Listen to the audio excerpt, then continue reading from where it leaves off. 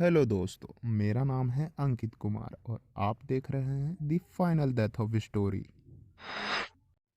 अगर आप इस चैनल पर नए हैं तो इस चैनल को सब्सक्राइब करना ना भूलिएगा। पंडित बद्री के आने से पूरे घर में आरती और घंटियों की आवाज गूंज उठी थी। सभी लोग पूजा के वक्त हॉल में इकट्ठा हुए बातें कर ही रहे थे कि तभी डरी और सहमी हुई रमा देवी अपना बैग हाथ में लिए सीढ़ियों से नीचे दौड़ी चली आई। बिखरे बाल और लाल आंखें देख राशि और पंडित जी पहचान गए थे कि उस कमरे में रात को कुछ बहुत ही बुरा हुआ है उनके साथ।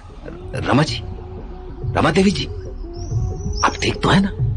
कुछ कुछ हुआ तो नहीं ना आपको? हाँ, नहीं, बस रात को ठीक तरह नींद नहीं आ पाई। अरे फिर इतनी बौराई हुई क्यों दिख रही हैं आप? सब ठीक? कहा ना मैंने आपसे कि कुछ नहीं हुआ है। कुछ नहीं हुआ मुझे। रूम नंबर 3 के बिस्तर पर ठीक से नींद नहीं आई क्योंकि मुझे अपने पुराने कमरे की आदत जो लगी है, और वैसे भी मैं वापस अपने पुराने कमरे में शिफ्ट होना चाहती हूँ। हाँ रमा जी, कोई दिक्कत की बात नहीं है, आप बस अपना ख्याल रखिए। ये लीजिए पूजा का प्रसाद। मुझे कुछ नहीं चाहिए, मैं अपने कमरे में जा रही हूँ। चलिए अब गुस्सा थूक दीजिए, पर देखिए अब आप नीचे आई गई हैं तो नाश्ता करके ऊपर जाइए। कहा ना मैंने कि मुझे कुछ नहीं चाहिए, मुझे अकेला छोड़ दीजिए, धन्यवाद। अरे सुनो राशि बेटा। जी जी पंडित जी। अरे तुम्हें रमा जी का बर्ताव कुछ अलग सा महसूस नहीं हुआ? जी आप सही कह रहे हैं, कुछ तो गलत हुआ है कल रात उनके साथ जो वो हमें बता नहीं रही हैं। पर ऐसा क्या हो सकता है? हमको तो इस बात का डर है कि कोई चिंता की बात ना हो।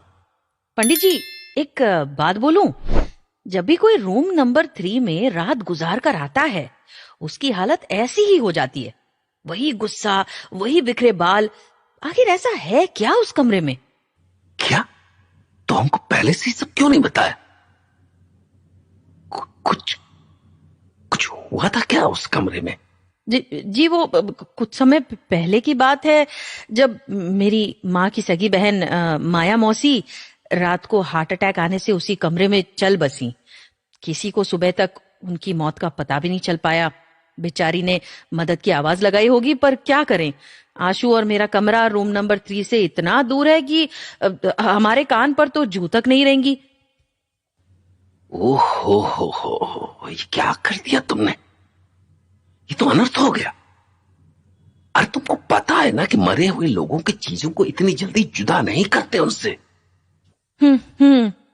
अब क्या होगा पंडित जी, मुझे डर। अरे नहीं, डरने की कोई बात नहीं बेटा। आज हम जाएंगे उस कमरे में रात बिताने, ठीक है? उस कमरों को मंत्रों से और पूजा से बिल्कुल शुद्ध करने की जरूरत है, और ये काम हम ही कर सकते हैं। पर पंडित जी। अरे बेटा डरो नहीं, बस आज रात की पूजा की सामग्री तैयार करो। आज तो हम कुछ भी करके उस कमरे को शुद्ध करके लौटेंगे। ये आज की रात ना, ये रात बहुत मुश्किल से कटने वाली है। अरे राशि बेटा जरा इधर आओ, ये पूजा की सामग्री सजाने में मदद करो हमारी थोड़ी। जी आई। तो सब तैयार है। हमको लगता है कि अब हमें पूजा की शुरुआत कर देनी चाहिए। ओम मंगलम भगवान विष्णु मंगलम, ओम मंगलम भगवान विष्णु मंगलम गरुड़ध्वज मंगलम, मंगलम पुंडरीकाक्ष मंगलाय तनोहरि। ये मुझे क्या हो रहा है? राशि राशि, क्या हो रहा है तुम्हें? ठीक तो हो तुम?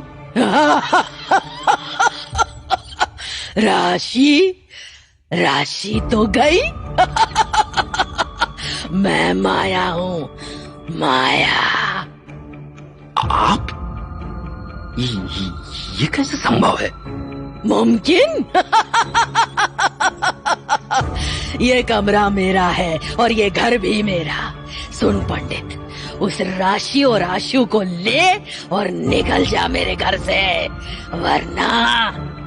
कैसी बातें कर रही हैं आप?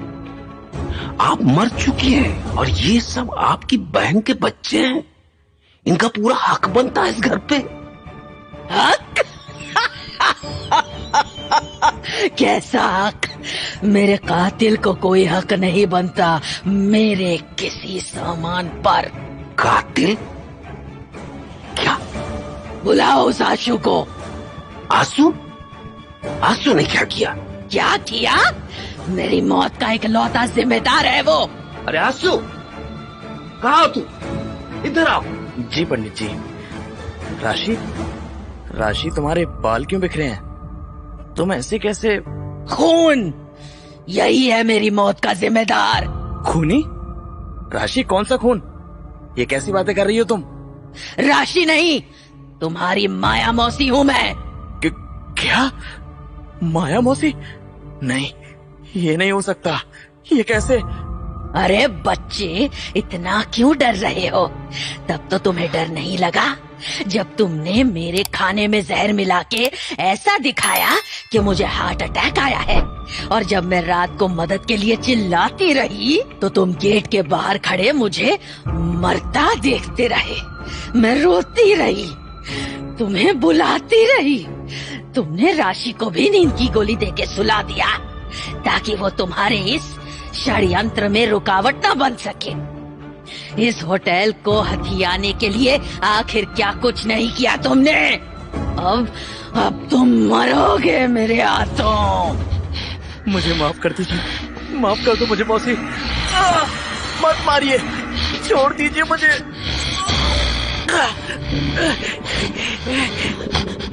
माया जी, बस कीजिए माया जी, बस बस बस कीजिए आप। हमने पुलिस को कॉल कर दिया था। इस खूनी को जेल में हम डलवाएंगे हम। पर कृपा करके आप इस बच्ची का शरीर छोड़ दीजिए। अरे राशि बिटिया ने तो कुछ नहीं बिगाड़ा ना आपका, तो भगवान के लिए छोड़ दीजिए इसको। नहीं। ओम ह्रीं क्लीं चामुंडाय विच्छ स्वाहा। ओम ह्रीं क्लीं चामुंडाय विच्छ स्वाहा। छोड़ दो इसे, छोड़ दो इसे। ओम ह्रीं क्लीं चामुंडाय विच्छ स्वाहा। ओम ह्रीं क्लीं चामुंडाय विच्छ स्वाहा। छोड़ दो, छोड़ दो इसे, छोड़ दो। ओम ओम ओम ओम ओम फट स्वाहा। ओम फट स्वाहा। क्या हुआ मेरे साथ? आशु, तुम जमीन पर क्यों गिरे हुए हो? खून? किसने मारा तुम्हें? तुम? छोड़ो से बेटा, छोड़ो। तुम आके इधर बैठो, बैठो आराम से, शांति से बैठो। पर इसे किसने मारा? और ये पुलिस की गाड़ी की आवाज, पुलिस को किसने बुलाया? मुझे माफ कर दो राशि दीदी, मुझसे बहुत बड़ी गलती हो गई।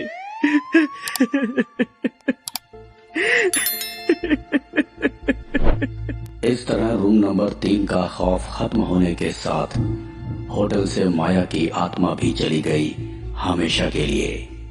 मगर रूम नंबर 3 का ये खौफ जाते जाते हमारे लिए एक सबक भी छोड़ गया कि रूहें हमारी जिंदगी में, हमारी दुनिया में बिना वजह नहीं आती। उन्हें हम बुलाते हैं, हमारी बदनीयती बुलाती है। तो कैसी लगी दोस्तों आप सभी को ये कहानी? आशा करता हूँ कि आप सभी को बहुत अच्छी लगी होगी। और मिलते हैं आपसे एक और नई और मज़ेदार कहानी के साथ। जब तक के लिए देखते रहिए the final death of story. अगर आपको भी ऐसी डरावनी कहानियाँ सुनना पसंद है तो हमें कमेंट में ज़रूर बताइए।